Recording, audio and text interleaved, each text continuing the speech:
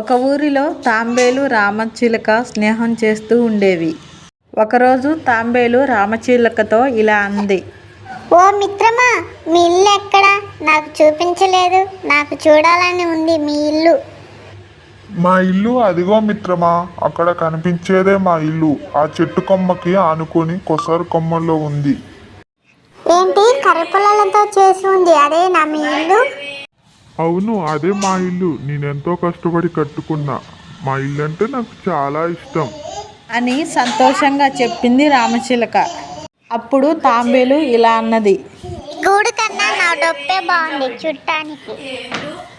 తాంబేలు రామచిలుకను అలా అన్నా రామచిలుక మాత్రం అలాగే ఉండిపోయింది, ఏమీ మాట్లాడకుండా. ఎండ వచ్చినా వాన వచ్చినా అన్ని గూటును తాకుతాయనుకుంటా. అందులో ఎలా ఉంటావో ఏమో. నేనైతే ఎండ వచ్చినా వాన వచ్చినా ఏ ప్రమాదం వచ్చినా ఎంచక్కా నా డప్పులోకి ఇలా వెళ్ళిపోతాను అంటుంది తాంబేలు. అప్పుడు రామచిలుక తాంబేలుతో, ఇది నేను సొంతంగా నిర్మించుకున్న గూడు, అందుకే అది ఎలా ఉన్నా నాకు ఇష్టమే.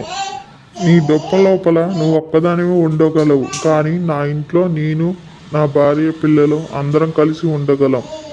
అందుకే నాకు మా ఇల్లే ఇష్టం అనుకుంటూ అక్కడి నుండి వెళ్ళిపోతుంది రామచిలుక.